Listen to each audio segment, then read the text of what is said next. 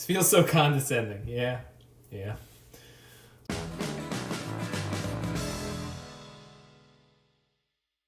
So hey there, welcome back to MTG Kitchen. It's been a while. We're in a different kitchen. I'm a new me. So we're doing a very special, bringing back the MTG Kitchen thing here. So we're going to be making chili in a style with Tim Hortons with a few different things of my own design. So grab yourself a cup of coffee or maybe a little something stronger. I got myself a quarantini right here, and we're going to get into this in a minute. Oh, that's good. Okay, so I'm going to go through my ingredient list here. 2 pounds of ground beef, 1 tablespoon olive oil, 2 to 3 diced onions, 1 green pepper, skip that one, didn't want the green pepper in my chili, 3 celery ribs, got a little bit of garlic, and I've got all of my prepped celery, onion, and garlic in this bowl here. Oh, where's the camera? I gotta tilt it to the camera. I don't know where the camera is. Oh, there's the camera. So I did the celery in the food processor. I make it nice and chopped all nice and tight and tiny. Red kidney beans, hey, black beans here, all tiny and delicious. So we got a mixture of kidney beans and black beans. So I doubled the amount of beans. They're a magical fruit, you want to have them in there. Then I've got my mixture of all my spices here. We've got oregano, we've got chili powder, salt, and a little bit of pepper. I'm not sure if I've got some sugar around here, but I am going to substitute some beautiful, just some delicious honey here. Just a scooch. So getting started. So the first step here is going to be brown the ground beef in the olive oil in a large frying pan. We're using one big pot, that's going to be for the chili, and one little pan. That's just going to be a sort of holding area.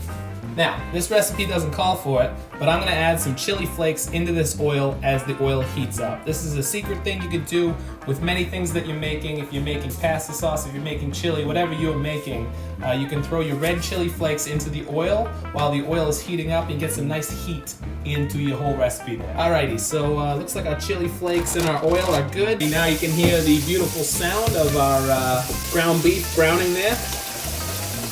Beautiful drippings coalescing. So here is our beautiful brown beef. It's just gonna rest. So we got our onions and garlic and celery cooking there, just trying to get into a nice soft saute. We're gonna throw in a little bit of chili powder. Alrighty, here's what our onions, celery, and garlic mixture looks like after it's been cooked. It's sitting on our beautiful ground beef there. And here we've got our mushrooms cooking away. So since our spices have oregano in there, I don't want to get these too hot with the heat. They could burn a little bit. You don't want to burn your spices. So in goes salt, pepper, chili flakes, and oregano into the mushrooms there. You can see it's not too hot. We got a little bit of moisture going on, so the spices will get a little bit of heat without a chance of getting burned. We're gonna add our beans and some of this beautiful chipotle sauce. We're gonna cook that for a bit. We're at the point where we got 2 sets of beans, plus the mushrooms, plus the adobos and the spices in there. So here goes a beautiful diced tomatoes. Boom. A condensed tomato soup.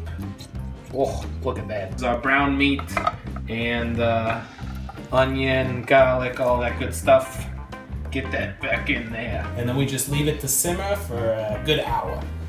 So we're gonna go ahead and add just a ribbon of honey. I haven't given the countertop a full wipe down yet, so if we get a little messy, it's gonna be all right. Get some sweetness in there as we're simmering away. All right, here we are after 1 hour of simmering, and let's check out this bad boy, this bad mamma jamma in here. Oh, baby. Mary Philbrook with the first reaction to the chili. Here I go.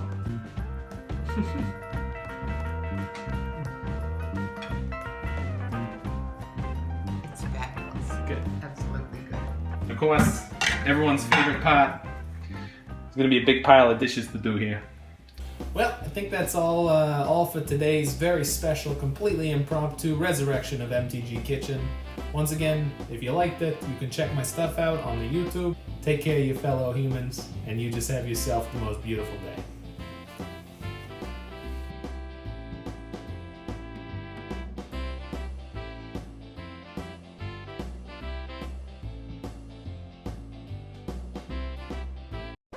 What's that? You still wanted to hear deck tech? Well, oh, I guess. Today's deck tech is going to be called Thick Groll. It's going to be a bit of a quick one, so let's get through this thing.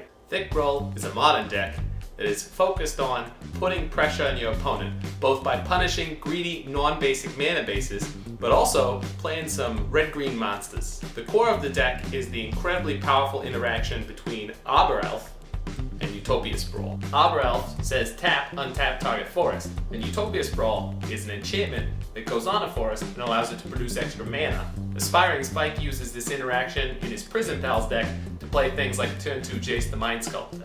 But here, we're going to use it to play things like Questing Beast and Chandra, Torch of Defiance. We've also got things like Bloodbraid Elf, and being able to play a turn 2 Pillage ain't too bad. So let's go through this deck list. We're going to start off with 4 copies of Arbor Elf and 4 copies of Utopia Sprawl. We've also got 4 more turn 1 accelerators in Noble Hierarch.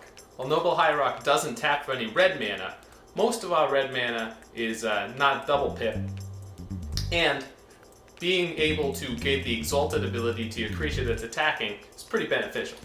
In addition to the 4 copies of Pillage and 3 copies of Blood Moon at the 3 slot, we also have 4 copies of Tireless Tracker.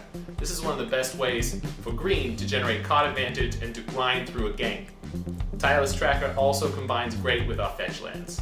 As we move up the curve, we've got 3 copies of Bloodbraid Elf and 3 copies of Questing Beast. On the 5 slot, we've got 4 copies of Glorybringer.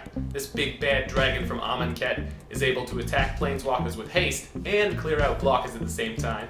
And finally, at the tip top of the curve, at 6 mana, we've got 3 copies of Inferno Titan. Then working back, a little bit of interaction, just 4 copies of the classic Lightning Bolt.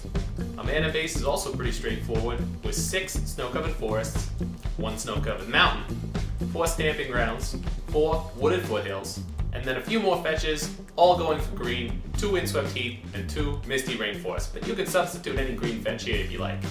Our sideboard is a wide collection of things that you need for the modern format. We'll start off with 2 copies of Tormod's Crypt and 1 copy of Relic of Progenitus. These are both to attack graveyard synergistic strategies, but we always have 3 copies of Blood Moon in our main deck. This can deal with those Mystic Sanctuary shenanigans. We've got 2 copies of Stone Rain when we need to go up on our land destruction effects. 1 copy of Chandra, Torch of Defiance, 1 copy of Nissa, Vital Force. These are both fantastic and grindier mid-range games. 2 copies of Flame Slash for more interaction. 2 copies of Weather Storm. This is excellent against the Red Prowess deck and a few other things in the metagame. 1 copy of Thragtusk, decent against Burn. 1 copy of Collector Oof, pretty okay against some of the Tron decks, but also very good against the Urzas of the world. And then 1 copy of Klothys, God of Destiny. Klothys is great. You just need to see Klothys in play 1 or 2 times to see how great this card is. And you can see that girl does not skip leg day. She's thick. This deck is a fun, powerful, proactive deck that you can play in Modern. It hates out some of the unfair things that other people will do, especially is very good against Tron decks. You got a great matchup there in game 1. And sometimes you're going to have a little bit of a rough go when you run into a Burn deck and you've got these Blood Moons clunking up in your hand. But hey, there's a payoff to every deck choice. So there's your quick and dirty deck tech for today's quick and dirty MTG Kitchen video. And you can find videos of that deck being played on this channel in the description below.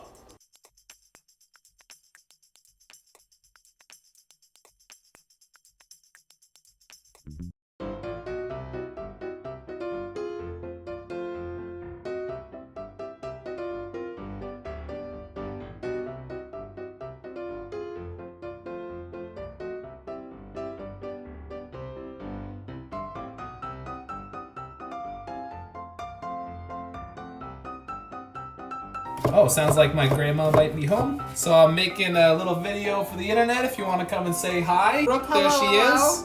Listen, I'm never going to cook again now that Zachary's here. Mushrooms are forest trash. Mushrooms are delicious and you get the hell out of my chair. He was asking about my t-shirt. This is because Celine Dion rocks, alright? She's Canadian and she dances real goofy. But hey, she's our chick and she rocks. You know, that's Celine. She's frickin' metal. Liquor eases the pain. Not everyone in the world was planning to be on lockdown, but When in quarantine, my grandma had a saying, is when you're in quarantine, you make chili. I don't know when it was ever supposed to be useful until now, but here we are. Will the chili feel microwave? That's the true Tim Hortons chili. It's not gonna feel microwave. This is gonna be nice and fresh. There's been some yachts posting on my YouTube channel all this magic deckless stuff with no cooking. Don't know what all that's about, but you know, I'll let him keep doing it. Blend up a couple cards, throw them in the pot. Otherwise, it's just a kitchen. That's true. I like this guy.